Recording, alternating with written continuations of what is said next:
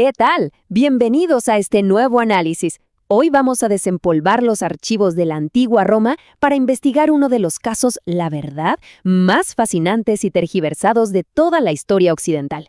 Vamos a subir al escenario principal a Cayo César Augusto Germánico, mucho mejor conocido por todos como Calígula.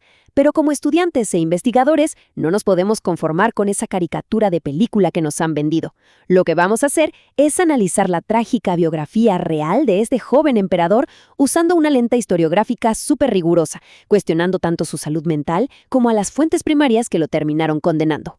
Para hacer esta especie de autopsia histórica, esta es la ruta que vamos a seguir. 1. El mito del monstruo. 2. La tragedia del emperador. 3. La leyenda negra senatorial. 4. Locura o cálculo político. Y 5. Asesinato y legado. Básicamente vamos a desmantelar un mito gigante. Bueno, entremos de lleno al tema. La historia que nos ha llegado sobre este joven gobernante es un ejemplo de manual, literal de libro de texto de lo que llamamos una leyenda negra. Una leyenda negra no surge de la nada, es un relato que se manipula meticulosamente para transformar a un adversario político en un ser completamente irracional y despreciable.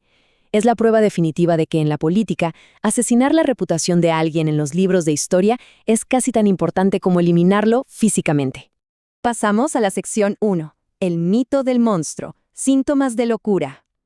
A ver, para poder justificar que eliminaron a su líder, la oposición del Senado necesitaba inventarse un catálogo de síntomas. Revisemos esos actos tan bizarros que han definido a esta figura por casi 2000 años.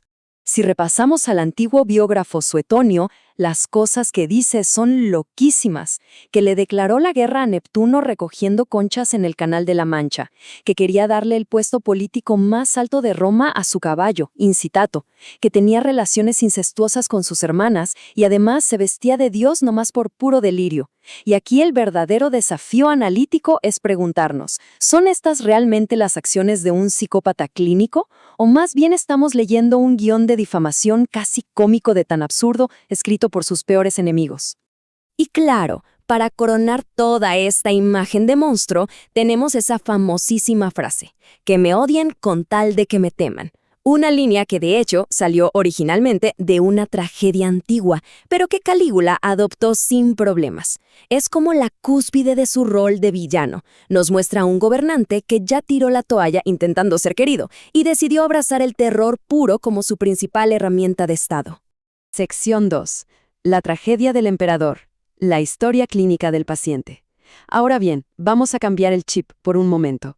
Dejemos los juicios morales a un lado y enfoquémonos en un análisis clínico de las luchas humanas reales de este joven. Veamos al paciente que existe detrás del mito. Porque detrás de todo este ruido hay una biografía profundamente trágica. Calígula no era una especie de deidad intocable. Era un muchacho que sufría de ataques epilépticos fuertísimos y paralizantes. Mientras crecía en el ambiente súper tóxico de la dinastía Julio-Claudia, vio cómo su familia era exiliada o de plano asesinada por pura paranoia política. Imagínense ese trauma constante. Se le manifestó en un insomnio crónico severo. Se la pasaba deambulando por el palacio de madrugada, durmiéndose acaso 3 horas. Y de repente, a los 24 años, con todo ese equipaje emocional y cero experiencia gobernando, le entregan el poder absoluto del mundo conocido. La presión sobre este individuo debió ser aplastante. Y ojo aquí, porque ocurre el gran catalizador. En el otoño del año 37, unos meses después de llegar al poder, Calígula se enferma gravemente. Literalmente estuvo a un paso de morir. Y justo en esos días tan críticos, se da cuenta de que todas esas personas que le juraban lealtad eterna y lo adulaban, ya estaban haciendo planes para su sucesión a sus espaldas. Esa experiencia de estar al borde de la muerte y darse cuenta de semejante traición lo rompió por completo. Fue un giro de 180 grados en su forma de gobernar. Lo que nos lleva a la sección 3, la leyenda negra senatorial. Interrogando a los testigos. Aquí es donde, como historiadores, tenemos que interrogar a nuestras fuentes. Las élites del Senado que sobrevivieron tenían un interés gigantesco, de vida o muerte, en pintar a este emperador como un lunático total para tapar sus propias humillaciones. Y es que aquí vemos de manera brillante la gran farsa de Roma, la paradoja del Principado. El Senado escribía crónicas de un tirano irracional.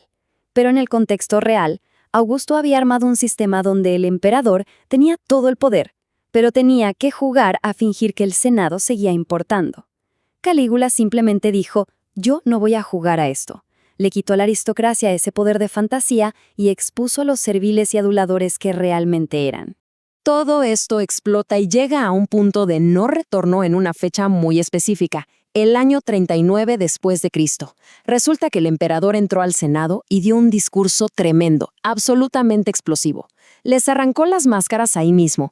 Les leyó sus propios documentos para recordarles cómo habían ayudado a destruir a su propia familia solo para quedar bien con el antiguo emperador Tiberio, y los acusó de ser una bola de hipócritas y oportunistas.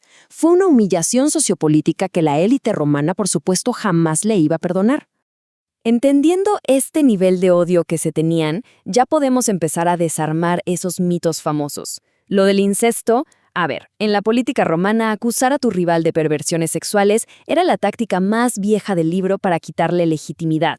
Historiográficamente hablando, el hecho de que elevara públicamente el estatus de sus hermanas no fue un arranque de pasión, fue una política dinástica súper calculada. Calígula no tenía herederos directos, entonces usar la imagen de sus hermanas era la forma de asegurar la continuidad y el peso de la familia imperial frente a una aristocracia que lo odiaba. Sección 4. Locura o cálculo político. Rediagnosticando los actos locos. Ya con estas herramientas analíticas, vamos a revisitar esas supuestas locuras clínicas para ver si en realidad fueron jugadas políticas brillantes y, sí, muy crueles. Volvamos al evento más famoso de todos, esa supuesta guerra contra el mar en el Canal de la Mancha. Pensemos esto de forma crítica por un segundo. ¿De verdad creía que estaba apuñalando al agua o le estaba mandando un mensaje oscurísimo a sus tropas? Como mencionamos, Suetonio nos vende la primera opción, que perdió la cabeza literalmente. Pero, si le ponemos el contexto militar, todo cobra un sentido aplastante. Calígula tenía enfrente a unas legiones amotinadas que por miedo se negaron a cruzar a Britania. Entonces, hacerlos agacharse en la playa a recoger conchitas como si fueran niños castigados y llamarlas trofeos de guerra es una humillación y un castigo psicológico brutal. Es una genialidad perversa, no una alucinación médica. Y pasa exactamente lo mismo con el famoso caballo, Incítato. Calígula odiaba ver a los senadores arrastrándose ante él. Amenazar con darle el puesto de cónsul a su caballo era un nivel de sátira política espectacular.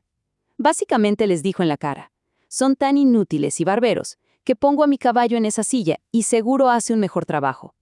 Es una broma súper oscura, totalmente.